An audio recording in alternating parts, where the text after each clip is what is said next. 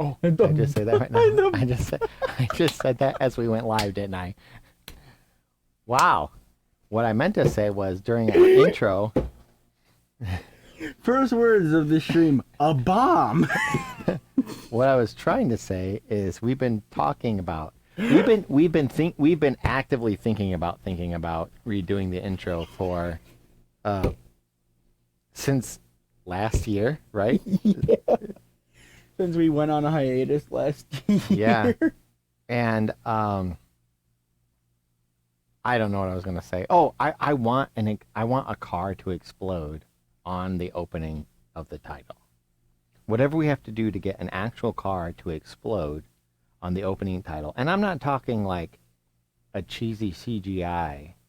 I mean either you can go to do that. either a really good CGI or I want to actually blow up a car. Oh no, we're gonna blow up a car. Yeah. There's no way around this. I mean seriously, I want an actual car to explode for my intro. Yeah? Because I don't know. It doesn't have anything to do with the show, but like, wouldn't it be cool? I just want you, me, and the drone going like on a slow-mo walk with the in the background. Yeah, the question is, do we do like a cool walk or do we do the whole slow motion? That was way bigger than we thought. Run. Let the community decide that one. If you would like to see, or if you have any ideas for the intro, please let us know here on Discord. That's on there. We got a lot of good stuff that we're doing. Have actually a really good thing about, we talk about money a lot here. You talk about money a lot. We talk about astrological things. We talk about technological things. Mm-hmm. We talk about environmental things. And we talk about money.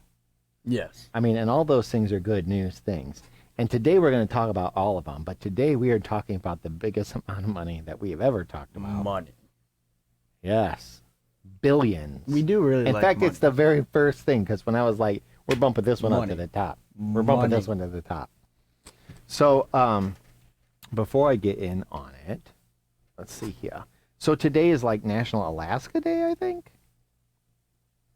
National Alaska Day. National Alaska Day. So welcome to National Alaska Day for all you people up in Alaska that don't pay taxes because you live in Alaska. You get money from that oil pipeline. Well, congratulations to you. The rest Is of us, Alaska have it in that point right now where they have no sunlight for like 3 months? they have sunlight all the time. Oh, right, yeah, other way around. They have only sunlight for 3 Yeah, months. for 3 months. Yeah. Yeah, so at midnight or 1 o'clock in the morning or 2 o'clock in the morning, you can go out and it's totally sunny. Always sunny. Yeah, so National Alaska Day, you get National Alaska 3 months, really. I think they should just have National Alaska Month. National Alaska Yeah, Month. It's all when The Tri-Alaska Month. the Tri-Alaska Month, okay? It's also National Insurance Awareness Day. So Make sure to keep up on your insurance. keep up on your insurance. If you don't have insurance, get insurance. And if you've used insurance recently, congratulations, you are insured. You are aware of your insurance. You are aware of your Congratulations. insurance. National Logistics Day. Well, Think logical. I think logical. Think logical. I don't think I was like really trying to think of something to play into logistics. Clearly you don't know what the I word means. realized I know nothing about logistics. Logistics, I'm pretty sure, is like getting product from one place to another, usually by plane, trains, or automobiles, I think, right? Think transportation. Now I have to give the official thing. I was going to come up Yeah, with now we something. have to actually look and see what logistics I was going to do means. something snarky, and then you came up with something even better. Annual National Logistics Day on June 28th promotes appreciation for the important roles of the logistics industry plays in both our national and global economics. Basically, talking about way back in 1896 when we started trading stuff back and forth between China and moving products around, I guess. So anyway, that's logistics. National Paul Bunyan Day. Okay, that's a new one. Oh, I know who Paul Bunyan is. the guy who, The big tall man, cut down trees. with his blue ox. Babe or something, right? Yeah, Babe the Big Blue Eye. I know who Paul Bunyan is too, but I was waiting for you to say something like the guy who invented two small shoes that gives you bunions or whatever. I didn't know. I thought you were gonna Paul go with Bunyan, inventor of bunions. I thought you were gonna go with something all wacky, like you do with the logistics. I was really trying. Well, so you've heard the Paul Bunyan song, right? Yeah. Yeah, that's the first that popped in my head. I'm like, oh, I know who Paul Bunyan is, because I really didn't for a solid moment. You're going through the song. You're like trying to remember something. Yeah. And I remember like Shenandoah, the river, and somebody, it was like we were at a trivia thing. It was like, what is the main something that Shenandoah went through? And I was like, Shenandoah. Okay. Oh, Shenandoah, I love you there. Away, Yeah. away, Shenandoah, love you there. Away, bound away, across the wide Missouri. I've done that too. Yeah. And I feel really sorry for everybody. Hearing it. Paul Bunyan. Yeah, and that reminds me of another song for something else, but we'll just leave it. Let's We're just gonna end, leave it there. Yeah, let's we'll just leave end it there. on a good day. I don't know. Do you know what tomorrow is? No. And neither do I, but it looks like... You can click tomorrow there at the top. Oh, I see. I thought it was just going to go down into it. National Parchment Day. You know, If you love paper. are you into like calligraphy? Yeah. I have like one of those wax stamp kits where you wax the thing and you put your seal on it, but I have never used it. I thought, I'm going to do really cool letters one time and send it off. Nope, never have. Unless you're one of those people who does very nice calligraphy, and then you just go. Now, I have used wax for other things, like burning stuff together or just putting wax or just dipping your fingers in it and then peeling it off or, Made candles. just pouring it all over the table for no reason and then blaming the cat that I don't have. What you do? National Almond Butter Crunch Day. Is that a cookie? Sounds like a cookie. National Camera Day. Hey, we're using one of those right now. And Shout out to you National guys. Waffle Iron Day. Not National Waffles Day, but National Waffle Iron Day. Which is something totally, whatever. Anyway, give a shout out to... How come this isn't on here? Give a shout out to, I saw Alan Gathering, About W. Shout out to Dela X. Lana Ray. Lana I don't know how to say it. Lana Ray. And then Super 8. Thanks for Super watching what this. now? Super 8. Super 8. Thanks for watching the show. And again, a big welcome to all you out there that are not actually logged in with your name. Appreciate you guys watching. You have anything to say? Not after that whole logistics. Not after the whole... Not after logistics. Think logical. Think logical. Yeah, think How are you logical. going to get this from point A to point B? Think logical. No room for error here. No room for Logistics and stratagems. stratagems. Well, we could switch over to the good news part of the program because the I guess, yeah. biggest part of it, my thing, is I want to get to this billions. And we're talking like billions. Like, do you know how much a billion is? It's a billion. It's like 1,000 million. Now, I can't like imagine like multi-million, but like 1,000 million. Do you think that if you lived the most like extravagant life that you could think of right now, would you burn through a billion before you died? Burn through a billion in a month. I'd burn through a billion. Easy. I would make a movie, a Hollywood movie, and it would flop. I know things that cost a billion that aren't even worth it. Okay, I need to hear this. Name one thing that cost $1 billion that's not worth it. LA apartments. LA. Tell me, am I wrong? No, you got it. You nailed it. You nailed it. Okay. That's so funny. So on that note. On that note, making sure nobody's messaging us. Warren Buffett wants his entire $96 billion spent within 10 years of his death. Yeah, I can do that. No problem. I can do it, no problem. No problem. I can do it, no problem. Month tops. Month tops. Tops. Easy. Tops. 90 billion would go to you. Hey, Bezos. What's Amazon looking like right now? And 6 billion would go to somebody else. Exactly. What will happen when Warren Buffett's billions? What will happen with Warren Buffett's billions? I could have that. When he dies, some of it might go to every kid on the planet. Now that's ambitious. That is ambitious. How are you gonna get to every kid? You need to find out how many kids there are. Yeah. Add up your money, divide it all. Hopefully you don't forget a few. Right. And then, yeah. So, reports the Wall Street Journal in a recent investigation of the future of Buffett's fortune, which is worth $96.8 billion at the time this article was on there. So this was within the last few days. Okay. So I guess it fluctuates. I don't know. So he may hit $99 billion. Yeah. In 2006, the Berkshire Hathaway CEO pledged to give away 85% of his stock in the company to charity, designating the majority of it to the Bill and Melinda Gates Foundation. 4 years later, he vowed to redistribute 99% of his wealth to philanthropy during or after his lifetime.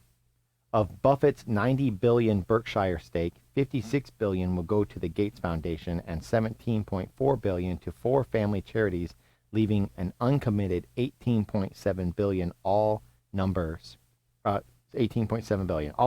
journal says could climb if Berkshire shares continue to perform the way they have been. He reportedly wants his billion spent within 10 years of his death. Gates Foundation staffers have been banking on receiving the full amount of both Buffett's pledged shares and remaining unpledged shares, the journal reported, having spent years of figuring out where to put the money since some Gates Foundation grant recipients were already maxed out. One proposed solution was to create a World Children's Savings Bank. The exact amount allocated to each child wasn't disclosed, but a former Gates Foundation employee told the journal that each child would receive thousands of dollars that sit on a shelf like a battle plan for baby beneficiaries.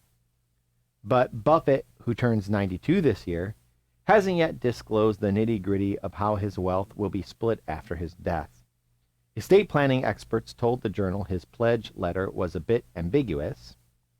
The investigation found that Susan Thompson Buffett Foundation, a family charity that supports abortion rights, has been hiring staff and planning for a massive influx of money as high as $100 billion, meaning it may inherit some of the windfall the Gates Foundation has been anticipating.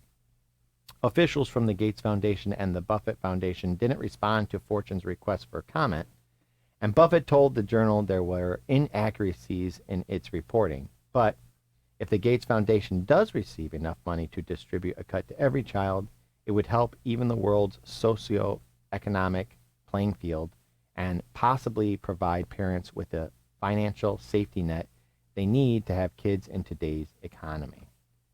As the cost of living soars, paying for one's own expenses is becoming more and more unaffordable, let alone those for another human being. Finances are partly why the percentage of U.S. non-parents aged from 18 to 49 who say it's not likely or not at all likely that they will have kids has increased by 7% since 2018 to 44% in 2022. Per the Pew Research Center, the cost of raising a child in the U.S. sets parents back more than $280,000 on average. Rest in peace, my kids. Just so you know, that's what you cost your family. And that's not including the emotional toll. You kidding me? I cost way more than that. Even I know that. I have one of mine that had a heart surgery, and she went over that, I think, just in I have a notebook where I keep cost expenses, and I already know more than $280,000. I know. I keep a notebook for how much I cost my family. Stuff I owe my parents that I will never pay back. Nice. That is so awesome. You are just a wonderful human being. I like how you go to bed and you just open that book and just thumb through it and be like, yeah, I open that book and I'm like, well, new thing to add to that day, $25. I am so thankful that I had a great family that could afford to dump $500,000 into me. Getting there. We're pretty close. Oh, as wealth inequality and the pay gap widened during the pandemic, a growing number of billionaires have been thinking of more inventive ways to allocate their assets. That includes the idea of more equitable distribution of money, beginning with kids, is even reaching the Senate, that the Democrat-backed American Opportunity Accounts Act. Why do they make them so long? The Senate, the Democratic-backed American Opportunity Accounts Act. What? Yeah. See, I'm saying that's the same thing. A proposal that addresses the racial wealth divided by introducing $1,000 baby bonds for all newborns in the United States. If Gates staffers carry through with such plans for a worldwide children's bank, Buffett's billions could have the same effect across the globe. So, It's handy. yeah, the thing is, Good thing to have. you know, you're over. Any of you that are under 18 and can stay there until he passes, Yeah, any of you that can just You could stay get under 18 for like the next thousands. decade. you could get thousands. So like us, we're screwed. Oh yeah, There's no, nothing we can do. not getting any of that. But I mean, I could. He actually, Have a kid now. truthfully, the Buffett Foundation, and this is real. This is some other research I did while I was looking this up. They actually do give away grants a lot for kids going or people going to college, and Yeah, as I've long noticed as you, and it's like a 4-year, everything paid, and as long as you keep good grades, you know, and they give away lots and lots and lots and lots of those. So, and other things. So he does a good thing. Oh, and in case you guys don't know who Warren Buffett looks like, I meant to put this picture up. There he is. That is the man, the myth, the legend, and I'm totally sorry that I totally forgot that. So yeah, wow, yeah, I thought he was just for the next one. yeah. Now that you, So this guy, yeah, now that you've looked at him for just a few seconds, thousands of dollars. This dude. we're gonna switch to another picture here. When I tell you about this coach that dived into a pool to rescue American swimmer Anita Alvarez at the World Championships. I will not put that up there. There you go. Dude, she is slumped in the water. She is. So, CNN Who's under the reported. water? They're taking photos. Yeah. Well, Why it aren't is- they helping? It is. They're probably on their way. Believe it or not, I think we did a couple of stories here where actually news cameramen put down the cameras to actually go save We have people done a from few burns of and those, stuff, yeah. so. Anyway, CNN reported this. American swimmer Anita Alvarez was rescued from the bottom of the pool by her coach at the FINA World Aquatic Championships in Budapest, Hungary, after she lost consciousness. That's Coach just being in the middle of swimming, just Yeah. gone.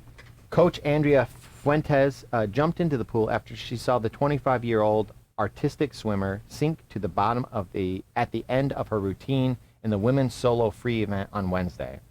Alvarez was doing really good Thursday, and medical tests showed everything was under control, Fuentes told CNN. Fuentes, a 4-time Olympic medalist in synchronized swimming, lifted Alvarez to the surface before helping bring her to the edge of the pool. Alvarez, who competed at the 2016 and 2020 Olympics, received medical attention beside the pool and was subsequently carried off in a stretcher. It was the second time Fuentes had to rescue Alvarez. She leaped into the pool during an Olympic qualification event last year and pulled her to safety along with the American swim partner Lindy Schroeder. I was not going to wait, the coach told CNN, that while the event might have seemed strange to the world, it was not all that common in the sport, where swimmers regularly hold their breath for extended periods of time, aiming to improve their lung capacity. But highlighted, those practices never go against medical advice they're given. Toward the end of Alvarez's routine on Wednesday, Fuentes noticed the swimmer's feet seemed to be more pale than normal, which caught her attention. And when she saw Alvarez going down instead of upward to breathe, she dove in. What is wrong with It's really this not working for thing? you, huh? It's not working for me. My. Are your pictures having issues again? Nope. I just want to... There we go. Perfect. I was already paying attention, and then I saw her going down, Fuentes said. I didn't even ask myself if I should go in or not. I just thought that I was not going to wait. When she asked whether she felt the lifeguards did not react quickly enough in the situation, Fuentes said the problem was easier for her to spot quickly because I know Anita very well, and I know the sport very well. They did their job, I did mine, Fuentes added.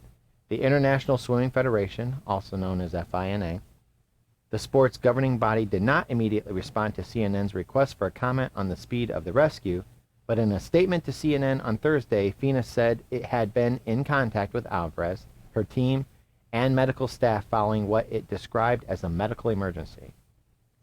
Ms. Alvarez was immediately treated by a medical team in the venue and is in good health, the statement read. Ali Scarf, who captured the stunning pictures of the rescue with the help of a remote robotic camera underwater, told CNN he was looking at his computer towards the end of Alvarez's routine when he heard some commotion. He looked at the screen of what the robotic camera was capturing and saw the swimmer at the bottom of the pool. It was kind of shocking thing to see because as soon as I looked back down at the robotic camera, I had this kind of clear view of the scene while everyone in the arena was watching it through the surface of the water.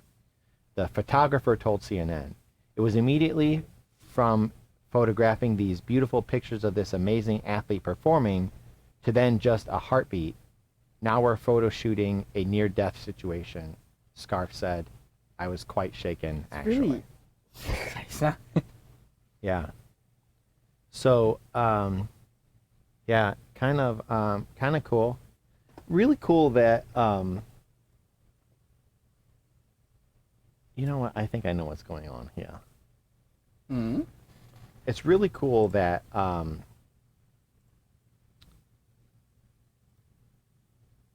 it all ended well. You know what I mean? Right. It's like sometimes when you're thinking about, should I do the right thing? Should I not do the right? See, this is the same thing I had before. I just need to like re-download that thing. Anyway, should I do the right thing? Do I not? Do I go? Do I wait? Do I stay? Do I go? You know, it's just a tough thing to. It's just a tough thing to do when you're in like a situation of life or death. Literally seconds count. Like literally, you know, it's just a second or two. Well, yeah. And most people just freeze up. And most people like, should I? You know, oh, it's not, you know, maybe it's supposed to be or whatever. And that car is going to stop or whatever. And so it's just, out of all the people there, you know, it's just good that it ended on a good note, you know? That's fair. Yeah, and two, they need to have a national Don't Hold Your Breath So Long Awareness Day. Since this is National Make Sure to Breathe Day. yeah, above the water, please. So, anyway, I don't know, it's a really good thing. I like Not watching bad. people get saved. So, my next article is about a woman kept her grandmother's dress in the attic for 25 years. Mm-hmm. Do you have anything of your grandma's? Recipe. So I do have knickknacks and stuff from people who have passed on, you know what I mean? I don't store them in the attic. I just... whatever. Well, Anyway. hey, look, you know the condition of the attic. The attic's not exactly... Anyway, a viral TikTok has helped her discover its origins and reconnect to her family history. I am doing the right thing here. Okay. So here's a picture. The girl right here is wearing the dress now, and her grandma's in the other one. On April 30th, just a couple months back, right? 30-year-old Adeline Vining posted a video on TikTok in a Dior dress that belonged to her late grandmother. Vining told Insider that at the time she had no idea that a dress she had stuffed in a suitcase in her attic for nearly 25 years would garner 7.5 million views and over 8,000 comments on social media. What fun. Yeah. I've heard a lot about trolls on TikTok, so it was quite overwhelming to have thousands of strangers telling me I look beautiful because of something as simple as a dress, Adeline told Insider. All the attention connecting Vining with a fashion historian and an auctioneer who helped her understand the value of the vintage Dior piece. Through the process of digging and unveiling new information on TikTok, she was also able to reconnect with her family history. Now, I don't have TikTok. Do you have TikTok? Okay. I've seen TikTok videos like reposted on YouTube. the simple little recipes that you make, and you see them like where they crack an egg, do the thing, boom, it's done, da da da da, you know. They throw the shoe up in the air and they kick their foot out, and boom, they change into something. You know? I mean, I would like to do that.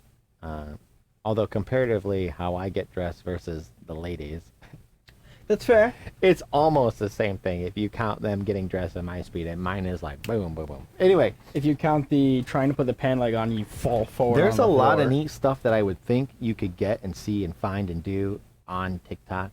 More easier, I think, for me on YouTube when I'm doing how-to videos, because it actually clearly explains it, and not how to make a 5-course meal in 10 seconds. You know? That's fair. Where they have crack egg, boom, nice meal, you know. By the time I get done watching the video that I want to see to the food that I want to get, I'm starving. I'm starving. And you look at all the videos like, oh, that's so amazing. And So you can watch them while you're eating. You can watch- save them for later. You watch them make this stuff, and then you're like, Anyway, Vining's TikTok about her grandmother's dress went hugely viral. In the original video, Vining narrated the story of how she inherited the charcoal black silk and velvet Dior dress when her grandfather passed away a few decades ago. Her mother visited the state in France and brought back the dress for her, as she was the only grandchild who would fit in it, she said.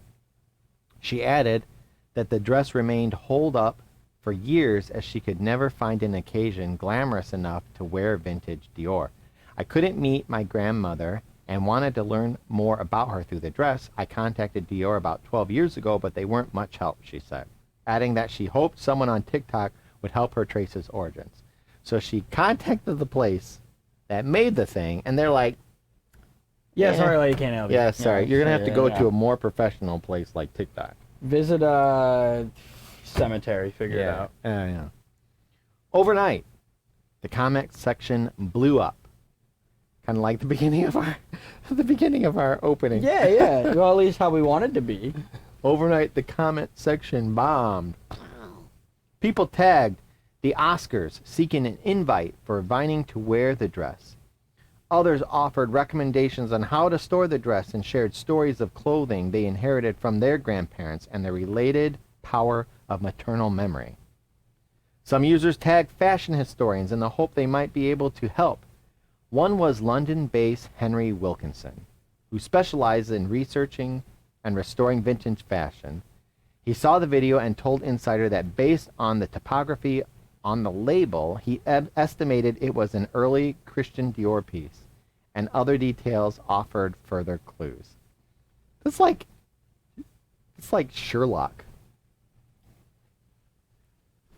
I can tell that this, and there's a small stain on the left shoulder that told me that she ate caviar that was only produced from the years da-da-da-da, and you said she came from France. So it's kind of cool though, right? The hourglass silhouette was reminiscent of his revolutionary new look that began in 1947, Wilkerson said, adding that the zigzag trim on Vining's strapless vintage dress helped him conclude the piece was from Dior's Autumn-Winter 1949 collection, back when the clothing was still designed by the founder himself. Wilkinson also noted that a similar-looking design was exhibited at the Metropolitan Museum of Art in New York in 1986. I can't remember what I ate for lunch yesterday. And this guy remembers a piece that he saw back in the museum in 1986. I can remember what I ate for lunch yesterday. Nothing, because I didn't eat lunch yesterday.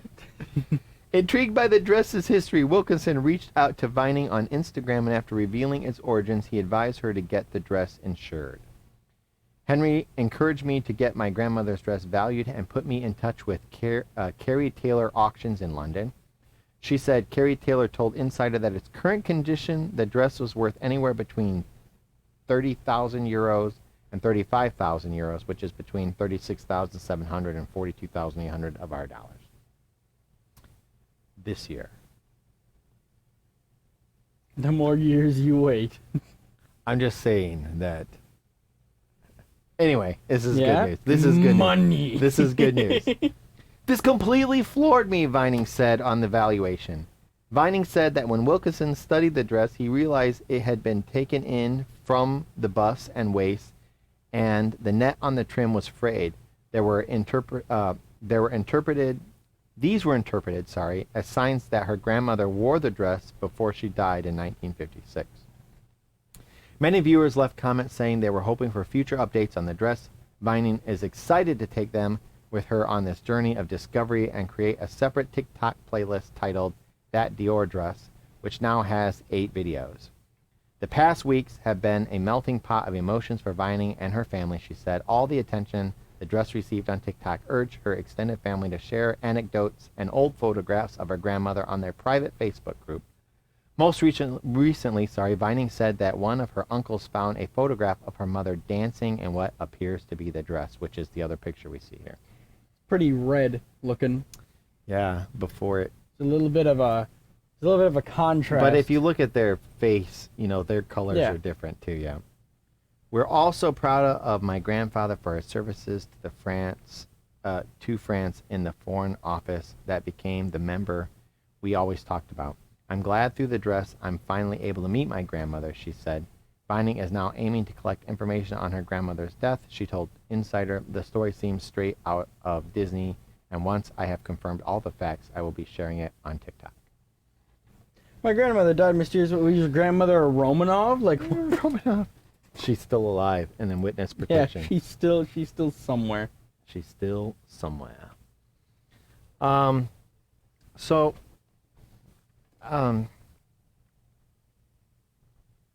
not gonna lie. Okay. If my grandmother sent me a dress, well, I mean, it wouldn't look as good on me as it did on her. Well, yeah. And I found out it was worth $40,000. And then people were like, would you keep us up to date on the story of how this takes place? My next post would be, I sold it on eBay. Because I am not getting some of Warren Buffett's billions. It would be a quick story for me. Now, would you keep it? I mean, I would take good pictures of it. I'd put it on, take good pictures of it. But I mean, it's a memory. Take it to the auction house. It's a good memory. I take it to the auction house, and if you like cheated and gotta get it. When somebody's like, I would like it appraised.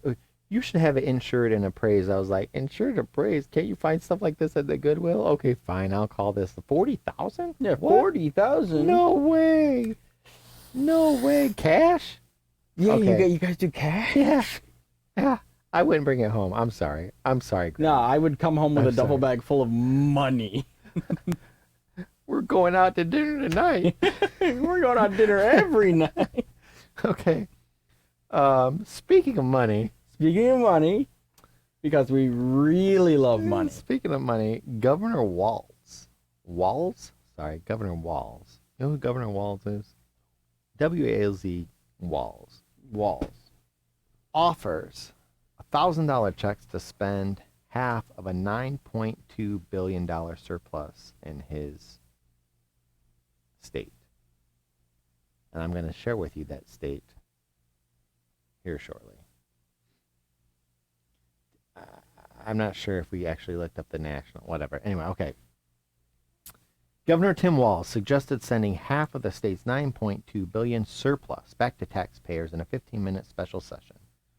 Walz last week proposed sending individuals $1,000 and married couples $2,000. Only Walz can call a special session, but he hasn't after a GOP and DFL broad deal for $4 billion in tax relief and $4 billion in savings disintegrated in May as the regular session concluded. It would be a 15-minute special session, a one-page bill. It's about $2,000 a family, Walz said in a WCCO interview. The biggest thing we can do is improve the quality of life of Minnesotans. Have we had National Minnesota Day? Actually, have we? I'm trying to remember. I know someone in Minnesota. You know someone in Minnesota. I know a few people in Minnesota. Well, you have to be, I think, the actual taxpayer and not like an actual person in Minnesota. You have to actually work and pay taxes. I know 4 people who work and pay taxes in Minnesota. Call them up and tell them we're going to dinner tonight. We're going to dinner and you're tonight, paying, baby. And you're paying because I will reimburse you, but the state will reimburse you. He wants to put the money back in their hands. First, Walls pitched sending $500 checks. Now he's doubled that offer as the statewide average price per gallon of gasoline reaches $4.74. Couldn't relate. Couldn't imagine it. Couldn't imagine. We're sitting pretty over here like 5:30. 5.35 or higher. That's like in our part, and it's pretty cheap here compared. Like, it just hurts. Like there's this $4.74. so much cheaper than ours. Hey, in Texas it's like $4.14. Okay. Oh. Okay. I can hear your wallet crying. I know. I know, and it's not money in there because It's not money in there. There's air. it's so funny. That money went right into the gas tank. Minnesotans need it, Wall said. We are seeing this both nationally and globally. Inflationary pressures, especially on gasoline and food. Let us give half of it back. It would be a 15-minute special session, a one-page bill. My revenue department is prepared and ready to go. He tweeted, Minnesota Senate Republicans can't sit on billions of dollars while Minnesotans struggle with rising costs like gas. Let's send half our surplus back in checks today and keep working to fund our mutual priorities like education, public safety, and tax cuts. Senate GOP spokeswoman, Rachel Warman. Apolowski responded to Wall's proposal saying during the legislative session, I can talk. Senate Republicans passed permanent, ongoing tax relief of more than $8 billion so every person who pays taxes would receive immediate relief that doesn't go away with the election. Apolowski said in a statement, GOP gubernatorial challenger Dr. Scott Jensen said, Wall's proposal was a Hail Mary gimmick that other DFL lawmakers wouldn't support. The reality is that the only individual who has the power to call a special session is Governor Walz, and he can do so today, Jensen said in a statement. So I encourage him to honor his word, prove this isn't an election year politicking, and give back all the state surplus to those Minnesota taxpayers who created it, because Minnesota families desperately need relief from crushing Walz, Biden inflation, out of control gas prices, and rapidly rising utility bills. However, Governor Walz has a problem in that the DFL-controlled House of Representatives is not likely to go along with his new single-subject special session plan, so his proposal may be a little more than a Hail Mary gimmick to appease voters and pander to political wins. After Governor Walz advocated for more than 2 years for an increase in the state's gas tax, voters may ask themselves if this is a sincere gesture or not. I think, because this is a good news program, we're going to give the guy the benefit of the doubt. And, yeah, no, fair. Yeah. If he wants to give it back, give it back. And let's hope he gives it back. Yeah, if he gives it back, then he gives it back, and then we're all good. I think the people should be like, we want our $2,000. You said we could have our $2,000. And give us our $2,000. But really, we should have our $4,000. Give us our $4,000. And I would, and then Warren Buffett can give you another couple $1,000s per kid, and you should be set. Especially if you can stay at home and not have to drive anywhere, right? That's fair. How much time we got? Oh. Okay. My next article. Got plenty of time. We got plenty of time. My next article. After a nearly fatal infection, doctors thought a toddler's leg needed to be amputated. Her mom fought for another option. Mm-hmm. Here's a little girl there. Why is this like so small, man?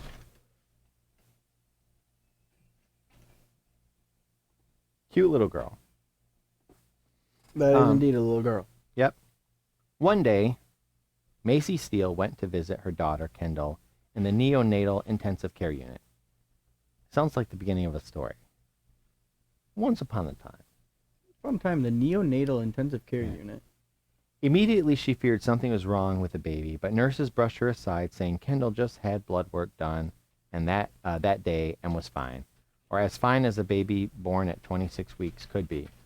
But hours later, Steele's intuition was proven right when Kendall showed signs of infection. For weeks, infection ravaged Kendall's tiny body while doctors struggled to figure out the cause. Kendall spent 10 days on life support and was on so many medications that she didn't look like a baby. She looked like a yellow ball, Steele told Insider, with just her little nose recognizable. Finally, doctors realized Kendall had an infection in her PICC line, a catheter that gives access to large veins by the heart. One day, Kendall's eyes fluttered, and Steele realized her daughter was going to live. After 8 months in the hospital, Kendall was discharged weighing only 4 pounds, and that was just the beginning of the challenge she'd face. Doctors said she would need her leg amputated. Though Kendall had come back from the brink of death, she had lasting impacts from her infection. She was legally blind in one eye, and the infection had destroyed her left hip and hip socket, leaving her unable to walk. Steele visited 3 hospitals in Utah where she lives. All of them recommended amputating Kendall's left leg sooner rather than later so she would never remember having it, but Steele just couldn't agree. It was our gut, plain and simple, she said. When one of Kendall's therapists told Steele to look into the Paley Orthopedic and Spine Institute in West Palm Beach, Florida, Steele felt relief, then anger. I was so furious, she said. There was another option. Why didn't anyone say it's a big, wide medical world? Look elsewhere. Within hours, Steele had booked a consultation with Dr. Paley, an expert on limb lengthening and reconstruction. A few weeks later, she flew to Florida with Kendall immediately. Paley told Steele there was a 100% chance that Kendall would walk on her own 2 feet. There is no question that modern prosthetics are remarkable, Paley told Insider, but most people would rather have their own foot on the ground. Quality of life is frequently better with your own limb. At 2.5, Kendall underwent a 9-hour surgery to reconstruct her hip joint and femur. Because of COVID-19, Steele wasn't allowed in the hospital before the surgery. She rocked Kendall on the curb until a sedative kicked in and then handed her to a nurse. That was the hardest thing I've ever had to do, she said. After the surgery, Kendall started intensive physical therapy where she learned how to walk. Kendall had told her doctor she wanted to do ballet, and that became the goal of her therapy. Soon she was standing with her walker, raising her toes in a tutu. Kendall had 2 follow-up surgeries, but today she was able to walk unassisted and rides barrel racing horses with her family. Paley says cases like Kendall's are difficult. They highlight the fact that patients and their parents often have to ask questions again and again to get all the options. But yeah, there's her little tutu there. Kind of, I don't know. It's kind of cool. I have a story of my own where I was told that I would never walk again, and my grandma did that for me. Like, Yeah. she just told the doctor, I don't like you. And we went to another doctor. And so, this doctor was like, oh, whatever. Anyway, it is good. It was a good thing. Yeah. It's a good thing. I don't know. There're just so many. So I had a friend who was going to have knee surgery. Mm-hmm. And the doctor gave him a marker and said, can you put an X or sign your name on the knee that we're going to do? And he laughed like, ha, ha, ha, how are you going to do whatever? And someone else who he had talked to or posted about it was like, no, dude, they actually cut open the wrong part of my body. Imagine, like, you're having, like, your kidney. How do you mess that up? Your kidney removed and they accidentally take the good one. Like, as a doctor, you have a thing that says specifically which kidneys got the. How do you mess this up? I type in emails wrong every once in a while or whatever, but yeah. But as a doctor, there'll be a sheet, and on the sheet it should say the left kidney is having problem. But if the doctor handed me a pen and says, here, can you sign where your appendix is so we take out the right thing? I'm like, I have no idea where my appendix is. just circle and just draw arrows somewhere. I got there. an arrow pointing down in here somewhere. Yeah, somewhere in this general area is my appendix. Is hilarious. That is hilarious. That's how it works, man. Give a shout out to 420 F1TC00L. D-Locks. Did I say that? Give a shout out to Lizzie Beth. Give a shout out to Lurks. Welcome back. Lurks. Welcome Main back, man. Lurks. Thanks for watching. I don't know. I guess things happen. I guess I should throw stones because I'm gonna end up messing something. But you're right. You're right. It is kind of nice. So the point is, I guess, if your doctor doesn't give you favorable thing, even if the doctor does give you favorable things, favorable outcome, right? Get another opinion, because maybe there's a more favorable output. You know what I mean? Like, hey, we can clean up this infection. You'll walk out of here fine. Or, hey, we can clean up this infection. You'll walk out of here fine. And Warren Buffett is also going to pay for the bill. I mean, that would be better, right? Yeah. Maybe go to another hospital and ask somebody else, you know? Maybe. Anyway, okay, I'm going to do this one. Okay, there's this new type of plastic made directly from organic plant waste. Did you know plants have waste? Well, I guess leaves and stuff, they fall apart and everything. Yeah, and then they wilt and they... When I read that, I was like, plant waste? Like, does the plant, like, go to the bathroom at night when nobody's looking? Do all the other plants have to turn around? I wasn't really thinking about the fact that a plant dies and all the leaves fall off the tree. About the fact that leaves fall from the trees. I feel really dumb now. Right after I said it, I didn't actually say, I didn't say out loud and now that I think about it after reading the article, this makes it even dumber. But anyway, a new type of plastic made directly from organic plant waste has been created by scientists, because they have to say scientist, otherwise, you know, it's weird, I guess, if it's a 15-year-old kid in his garage or something. Although, you had that lady make those plastic bags out of fish scales and stuff, right? Yeah. So, I think, like, the young people have it, and that's why Warren Buffett's giving billions away to them. Warren Buffett's just playing Shark Tank, but global Shark Tank. Global Shark Tank. This is the real Shark Tank. The new material is easy to make and could be used in everything from packaging to textiles to medicine and electronics. The researchers in Switzerland have already used the technique to make packaging films, fibers that can be spun into clothes, or other textiles and filaments for 3D printing. Conventional plastics is so widespread because making it combines low cost, heat stability, mechanical strength, processability, and compatibility, the researchers say. Now see, mechanical strength, that's where Walmart is failing us. Because their plastic bags do not have mechanical strength. I'm just saying. Plastic bags don't have strength. When you walk out and you only have one item and you're walking to your car and you hear the thing go poof, and then it rolls underneath somebody's car and you're like, ah, come on. Come on. Switzerland got it right. They actually test for Save mechanical money, live strength. better. Until now, few, if any, alternative plastics have managed to match or surpass conventional plastic on these metrics, which is vital if they are to be used more widely. To make the plastics, scientists cooked wood and other non-edible plant materials in inexpensive chemicals to make the plastic precursor. The sugar structures stay intact within the molecular structure of the plastic, making the chemistry much cheaper than other types of alternative plastic. Back in 2016, the researchers found out that if they added an aldehyde chemical, they could stabilize parts of the plant material to avoid their deconstruction during extraction. But now, instead of formaldehyde, they are using glyoxylic,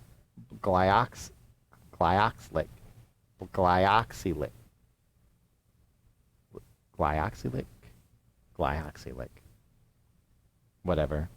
It's an acid. They're using the big G. It's an acid. It's an acid. They're using acid. Yeah. A solid organic compound that occurs naturally and is used in industry. The teams could simply clip sticky groups onto both sides of the sugar molecules, which allowed them to act as plastic building blocks. Using this simple technique, they could convert up to a quarter of the weight of agricultural waste or 95% of purified sugar into plastic. The plastic has very exciting properties, notably for applications like food packaging. Professor Jeremy Lerterbacher from the Swiss Federal Institute of Technology, who created the plastic, said, "What makes the plastics unique is the presence of the intact sugar structure. This makes it incredibly easy to make because you don't have to modify what nature gives you, and it is simple to degrade because it can go back into a molecule that is already abundant in nature." The findings were published in the journal Natural Chemistry, if you want to read about that. Actually, I post a lot of the actual journal names here coming up shortly. And for those of you looking for in the Discord, it's Nature Chemistry. Nature Chemistry. What did I say? Nurture? Natural. Yeah. You're close. You're really close. Really close. So close. My next article is kind of cool. If you're into books. Yeah. Are you? A little bit. Read A comic books. little bit. Comic Comic books. books. Pretty good. Comic books good. It's got book in the name, so it's got to be a book. In the name. New York libraries are giving away 500,000 books for keeping kids engaged this summer. Not funded by Warren Buffett. At New York public libraries this summer, kids and teens will get to participate in a giveaway of 500,000 books. Dude, I already see like 4 books I want. I know, right? The kitten one. Yes. 100%. Fitz and Cleo right above it. Yes. Agent Moose for sure, and Real Pigeons. Real Pigeons fight crime.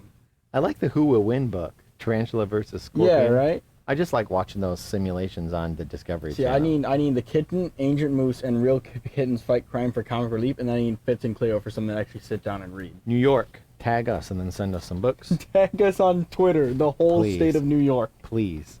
Please. We'll read books on the show. Give open reviews.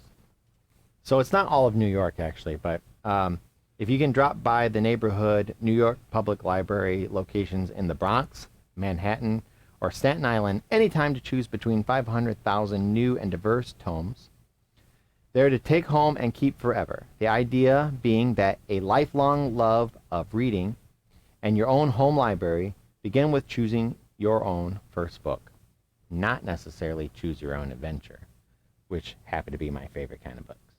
Those are pretty good books. Yes. You can choose from an array of new paperback books by authors featuring characters who reflect the rich multicultural diversity of New York City, and pick up a specifically designed NYPL bookplate to stick in your new book, a gift from the library to you. Select locations will offer Spanish, Chinese, and large print titles, and all the books are offered by chosen New York Public Library expert librarians, inspired by recommendation reading lists. There's lots more to do at New York's library this summer, with free events and programs for all ages, book giveaways, and an all-new Make Waves program for kids and teens. Plus, you can, of course, borrow books, music, and DVDs now with no late fines. No late fines? No late fines. We've actually had that at our library for a couple years now. And it's year-round. I return my stuff on time, so I don't know. Yeah. I like to permanently borrow them, especially if I get a book and I was like, oh man, I really like this thing. And you're like, no late fines. I actually lied to my library one time. I loved this, like a couple of books so much that I was like, I'll just buy a new book for you. How much does it cost to get a book? Because if I were to buy the book, it cost me more than what it called the library to buy it. So I just told them I lost it. And I kept it. I just paid for it. I mean, I love those books. And they were choose your own adventure books. And You're openly admitting to actual theft on air. Well, I didn't actually steal it per se. I did pay them for it. I just bought it. You paid for the right to own the book. Yeah. I didn't want to go, can I buy this book? Because they'll be like, yeah, sure, you can buy it from here. But if I buy it from there, it's $29.95. But if I just pay for the book from you, it's only $12 or whatever it was. I don't remember. Anyway, my next article is going to be super, super awesome. You love it. I love it. We all love it. The first ever commute in the Jetson flying car. CEO says it can make you a pilot in 5 minutes. I thought you were going to say about money. I'm like, yeah, 5 minutes. Money. 5 minutes. 5 minutes. We actually showed a video of this, I think, on here, or at least I was going to. I feel like we did. I'm pretty sure we did. Okay. A company owner has completed the first ever commute in an $83,000 space-age flying car. It's not even $100,000. Thomas, less than a Tesla. Yeah, Thomas Patton is co-founder of the Swedish firm Jetson. And he just piloted the Jetson 1 vehicle from his Italian home to a company building in Tuscany. Jetson say the trip to the Santa Maria a Monte facility is a momentous occasion, for the electric vertical takeoff and landing sector. Your favorite word to say while shooting them up on your games. Only this is an electric version. That's fair. The aircraft is powered by 8 electric motors and has a flight time of 20 minutes and can reach a top speed of 63 miles per hour. Wait, so it can only fly for 20 minutes. Yeah. Hopefully you commute closer. Yeah, hopefully I'm only going across town. Yeah.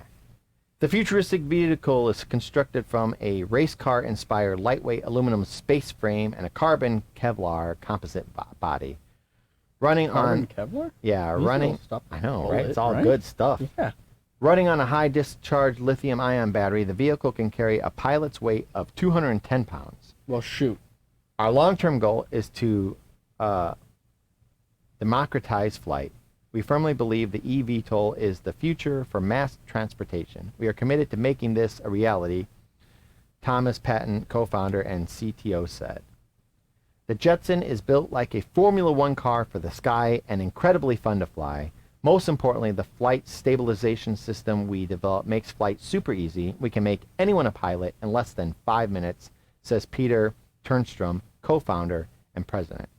Jetson say their prototype proof of concept was finished in the spring of 2018, and they have since been working on a consumer-friendly version. They add the entire 2022 production is sold out, but they are accepting orders for 2023 delivery. So imagine, well, I guess you don't necessarily have to commute.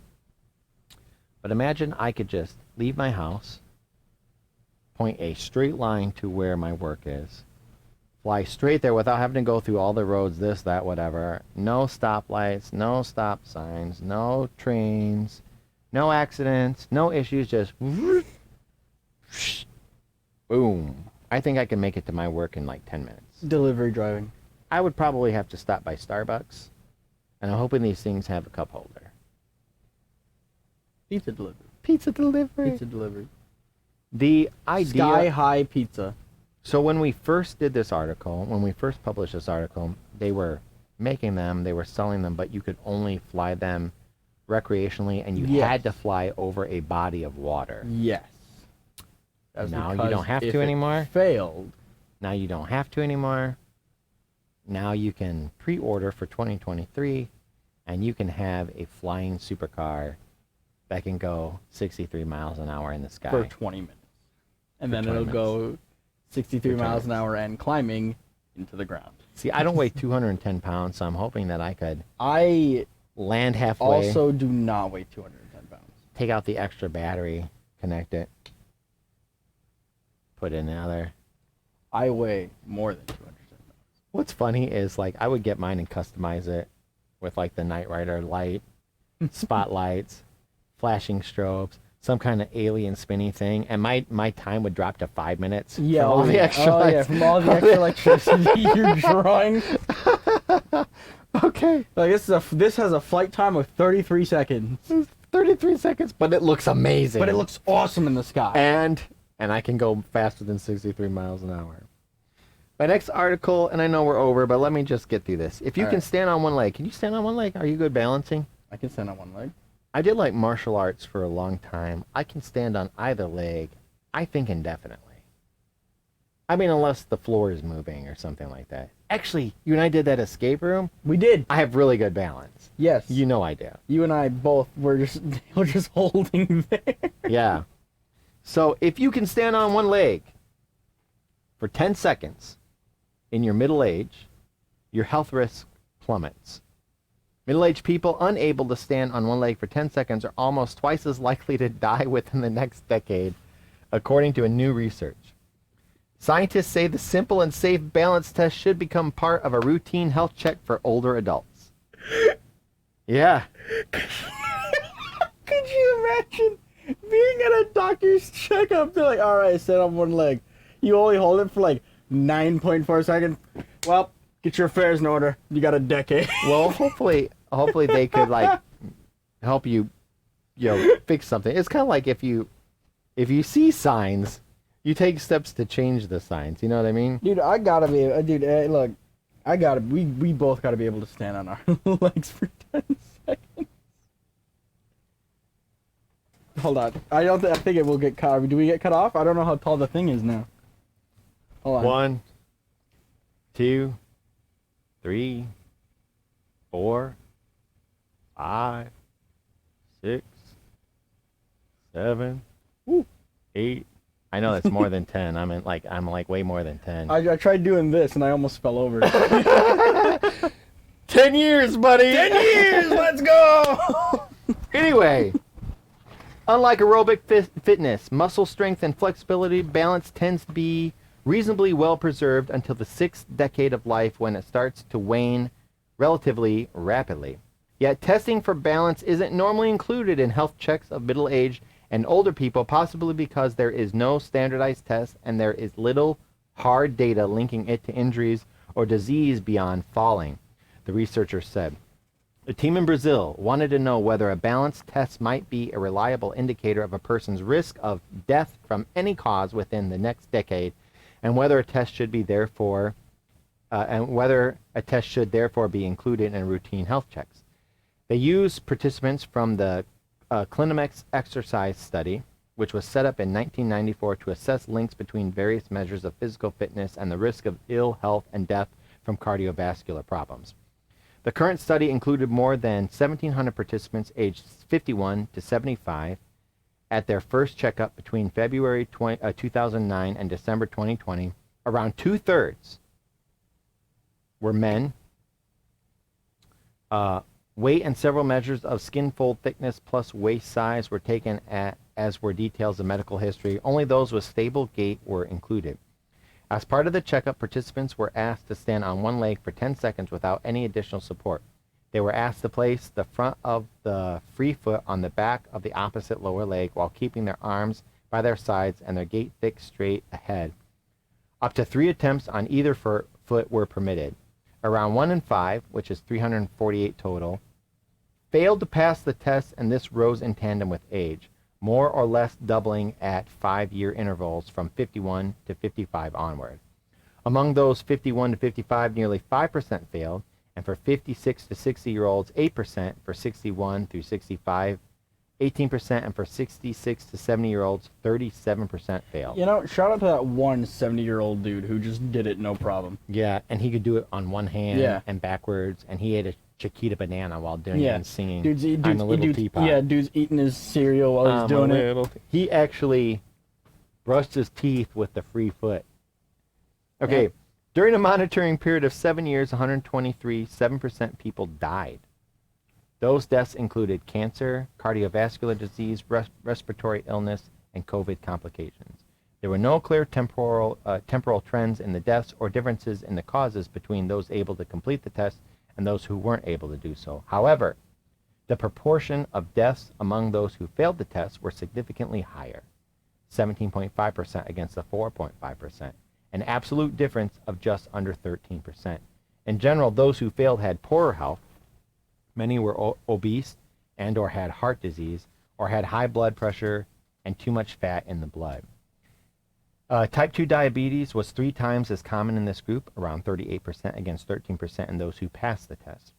After accounting for age, sex, and underlying conditions, an inability to stand unsupported on one leg for 10 seconds was associated with an 84% heightened risk of death from any cause within the next decade. This is an observational study, and as such can't establish cause, says author Dr. Claudio Gil Arano of Climax Medicine in Brazil. As participants were all white Brazilians, the findings might not be more widely applicable to other ethnicities and nations. Ethnicities. Oh, boy. Yeah, I'm hungry, clearly.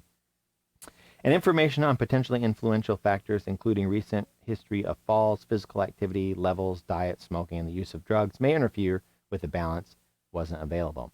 The 10-second balance test provides rapid and objective feedback for patients and health professionals regarding static balance. The test adds useful information regarding mortality risk in middle-aged and older men and women. This study was published in the British Journal of Sports Medicine, if you want to look it up.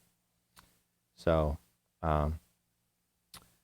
just a quick mentionable, this guy here, he dedicates work in a charity shop. He's over 100 years old. I'm sorry, he's 100 years old. And he has a 4-hour commute. So this dude gets on a bus, more than one bus. He actually changes bus, commutes 2 hours to work for free at a charity place.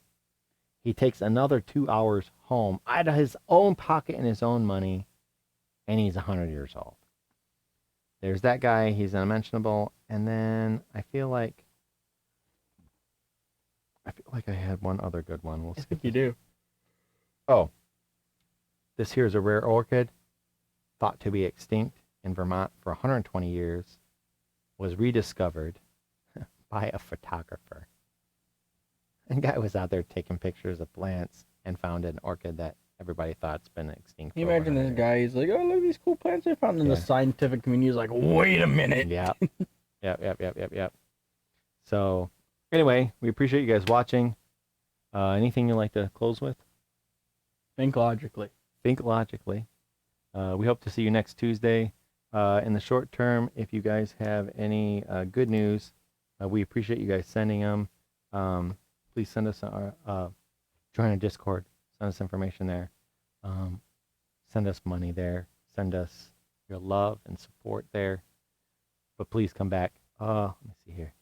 Please come back next Tuesday. Give a big old shout out to Danking Around. And it looks like you're the only other one that's come on there. So thank you so much. We appreciate you, and we'll see you guys next Tuesday. Thank you.